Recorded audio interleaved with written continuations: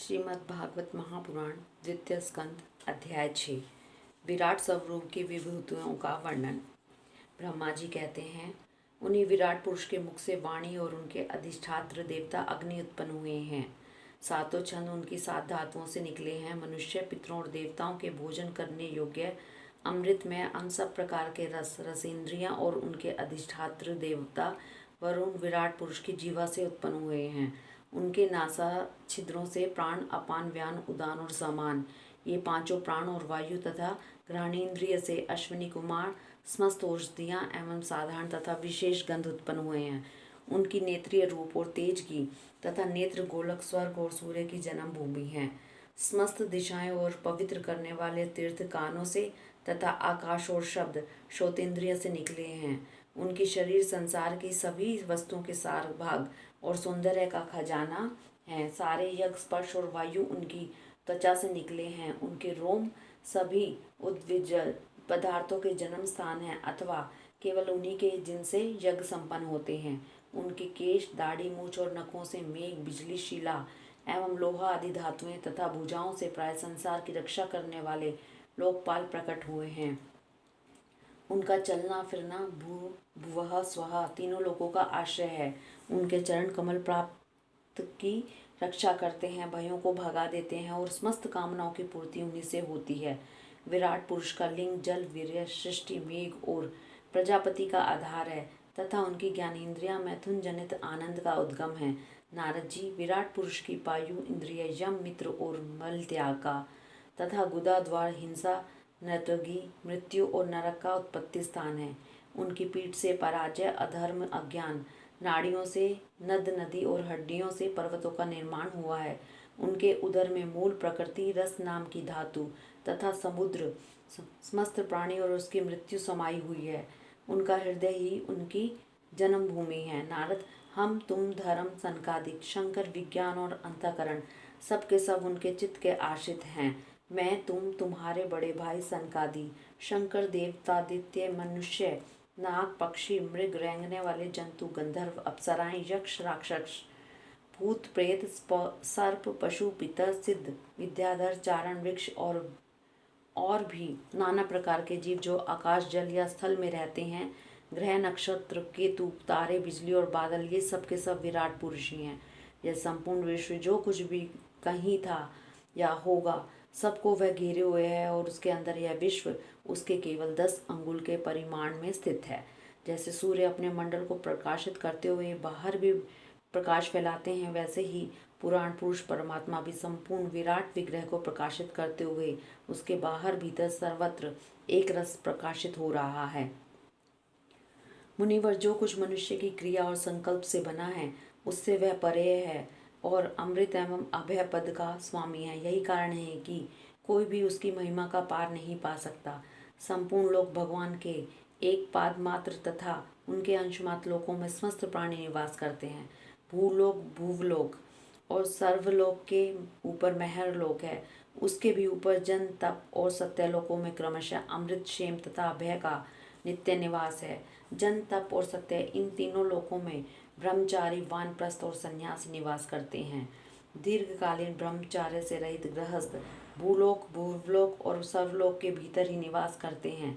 शास्त्रों में 2 मार्ग बताए गए हैं, एक अविद्या रूप कर्म मार्ग जो सकाम पुरुषों के लिए है और दूसरा उपासना रूप विद्या का मार्ग जो निष्काम उपासकों के लिए है। मनुष्य दोनों में से किसी एक का आश्रय लेकर भोग प्राप्त करने वाले दक्षिण मार्ग से अथवा मोक्ष प्राप्त करने वाले उत्तर मार्ग से यात्रा करता है।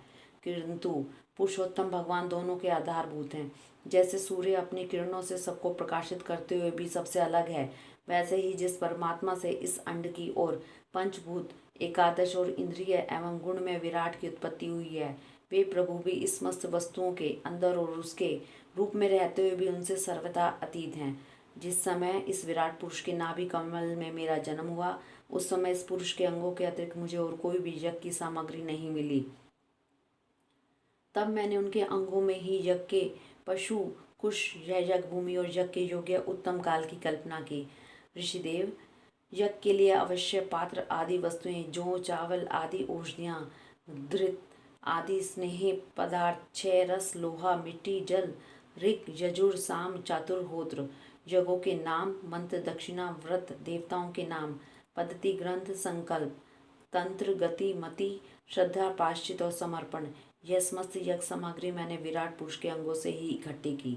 इस प्रकार विराट पुरुषों के अंगों से ही सारी सामग्री का संग्रह करके मैंने उन्हीं सामग्रियों से उस यज्ञ स्वरूप परमात्मा का यज्ञ के द्वारा यजन किया। तदंतर तुम्हारे बड़े भाई इन 9 प्रजापतियों ने अपने चित्त को पूर्ण समाहित करके विराट एवं अंतर्यामी रूप से सिद्ध उस पुरुष की आराधना की। इसके पश्चात समय समय पर मनु, ऋषि, पितर, देवता, दैत्य और मनुष्यों के यज्ञों के द्वारा भगवान की आराधना की। नारद, यह संपूर्ण विश्व उन्हीं भगवान नारायण में स्थित है, जो स्वयं तो प्राकृतिक गुणों से रहित हैं, परंतु सृष्टि के प्रारंभ में माया के द्वारा बहुत से गुण ग्रहण कर लेते हैं। उन्हीं की प्रेरणा से मैं इस संसार की रचना करता हूँ। उन्हीं के अधीन होकर रुद्र इसका संहार करते हैं और वे स्वयं ही विष्णु के रूप में इसका पालन करते हैं, क्योंकि उन्होंने सत्व, रज और तम की 3 शक्तियाँ स्वीकार कर रखी हैं। बेटा, जो कुछ तुमने मुझसे पूछा था उसका उत्तर मैंने तुम्हें दे दिया। भाव या अभाव, कार्य कारणों के रूप में ऐसी कोई भी वस्तु नहीं है जो भगवान से भिन्न हो। प्यारे नारद, मैं प्रेम पूर्वक एवं उत्कंठित होकर हृदय से भगवान के स्मरण में मग्न रहता हूँ। इसी से मेरी वाणी कभी असत्य होती नहीं दिखती, मेरा मन कभी असत्य संकल्प नहीं करता और मेरी इंद्रियां भी कभी मर्यादा का उल्लंघन करके कुमार्ग में नहीं जाती। मैं वेद मूर्ति हूँ, मेरा जीवन तपस्यामय है। बड़े बड़े प्रजापति मेरी वंदना करते हैं, मैं उनका स्वामी हूँ। पहले मैंने बड़ी निष्ठा से योग का सर्वांग अनुष्ठान किया था, परंतु मैं अपने मूल कारण परमात्मा के स्वरूप को नहीं जान सका। मैं तो परम मंगलमय एवं शरण आए भक्तों को जन्म मृत्यु से छुड़वाने वाले परम कल्याण स्वरूप भगवान के चरणों को ही नमस्कार करता हूँ। उनकी माया की शक्ति अपार है। जैसे आकाश अपने अंत को नहीं जानता, वैसे ही वे भी अपनी महिमा का विस्तार नहीं जानते। ऐसी स्थिति में दूसरे तो उसका पार पा ही कैसे सकते हैं। मैं, मेरे पुत्र, तुम लोग और शंकर जी भी इसके सत्य स्वरूप को नहीं जानते तथा दूसरे देवता तो उन्हें जान ही कैसे सकते हैं। हम सब इस प्रकार मोहित हो रहे हैं कि उनकी माया के द्वारा रचे हुए जगत को भी ठीक ठीक नहीं समझ सकते। अपनी अपनी बुद्धि के अनुसार ही अटकल लगाते हैं। हम लोग केवल जिनके अवतार की लीलाओं का गान ही करते रहते हैं, उनके तत्व को नहीं जानते। उन भगवान के श्री चरणों में नमस्कार करता हूँ। मैं अजन्मा एवं पुरुषोत्तम, प्रत्येक कल्प में वे स्वयं अपने आप की ही सृष्टि करते हैं, रक्षा करते हैं और संहार कर लेते हैं। वे माया के लेश से रहित केवल ज्ञान स्वरूप और अंतरात्मा के रूप में एक रस स्थित हैं।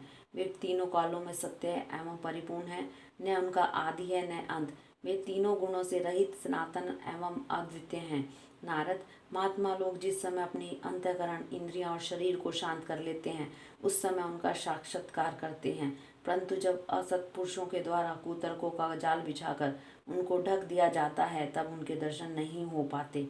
परमात्मा का पहला अवतार विराट पुरुष है। उसके सिवा काल, स्वभाव, कार्य, कारण, मन, पंचभूत, अहंकार, तीनों गुण, इंद्रियां, ब्रह्मांड, शरीर, उसका अभिमानी स्थावर और जंगम जीव, सब के सब उस अनंत भगवान के ही रूप हैं।